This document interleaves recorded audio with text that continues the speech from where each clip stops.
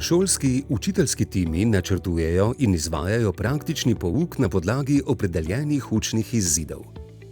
Ti odsevajo realne delovne postopke, s katerimi se bodo dijaki srečevali pri opravljanju bodočega poklica. V ta namen učitelji načrtujejo učne situacije v različnih učnih okoljih. V programu Gozdar praktični pouk poteka tako v učilnicah kot na deloviščih. Pri gozdnih opravilih se dijaki srečujejo z izjemnimi nevarnostmi, zato morajo brezhibno obvladati ključne korake, pri čemer je nujno povezovanje teoretičnega znanja in praktičnih veščin. Da bi dijaki čim bolj varno preizkušali praktične sposobnosti, je pomembno, da sproti utrjujejo osnove, kot so varnost pri delu, poznavanje orodja in njegove uporabe ter komunikacija pri gozdnih opravilih. Učitelji postopoma nadgrajujejo znanje, saj je za izvedbo zahtevnejših učnih situacij ključno dobro predznanje. Z razvojem tehnologije nastajajo novi učni pripomočki, ki omogočajo razvoj spodbudnih učnih okolij. S pomočjo simulatorjev imajo učitelji možnost varno uriti dijake pred odhodom na teren, kar zmanjšuje možnost poškodb pri praktičnem delu. Učitelji pred začetkom dela usmerjajo dijake, da najprej analizirajo posamezne situacije, s katerimi se bodo srečevali na terenu. Tako dijaki že v učilnici spoznavajo in rešujejo realne probleme ter predlagajo možne rešitve. Gremo preizkusiti vaše rešitve na simulatorju.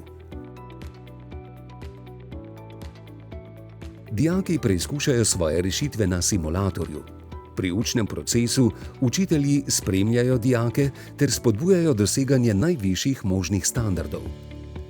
Učitelj je dijakom v oporo pri delu s simulatorjem in podaja takojšnje povratne informacije. S podpornimi vprašanji spodbuja druge dijake, da sodelujejo pri tem. Dijake spodbujam, da analizirajo delo drugih dijakov. Sam predlagam dijakom, da se med seboj opazujejo, poslušajo in dopolnjujejo. V procesu učenja je medvrstniško sodelovanje in učenje izjemnega pomena pri doseganju skupnih ciljev v samem učnem procesu. Učitelj izvaja pouk tako, da najprej usmeri in motivira dijake, omogoča izgrajevanje novega znanja, nato pa to znanje utrdi. Učitelji pogosto načrtujejo delo v dvojicah glede na predznanje dijakov in jim dodeljujejo ravno prav zahtevne naloge. Dijakom, ki so dosegli optimalni standard na simulatorju, omogočijo hitrejše napredovanje in jih usmerijo naprej na delovišče.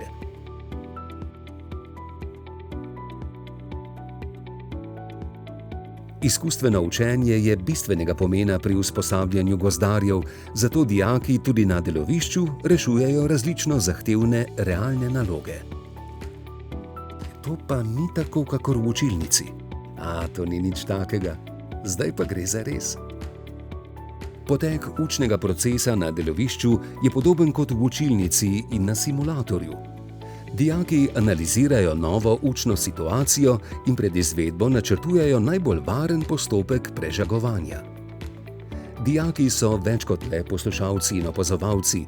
Aktivno spremljajo delo svojih sošolcev, jim svetujejo in pomagajo. Mislim, da je veriga narobe zapeta. Kaj pa mislite ostali? Kavelj se je narobe obrnil. Med prežagovanjem se lahko odpne in koreninski sistem lahko zasuje sekača. V realnih delovnih situacijah gozdarji svoje dela opravljajo timsko. Izvedba posameznih opravil je odvisna od uspešnosti opravljenega dela vsakega dijaka.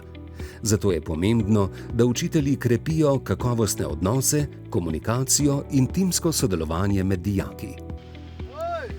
Učitelji se trudijo vsakega dijaka pripeljati do optimalnega znanja, spretnosti in veščin, saj so te nujne pred odhodom dijakov na praktično usposabljanje pri delodajalcih in tudi nadaljnjem poklicnem razvoju.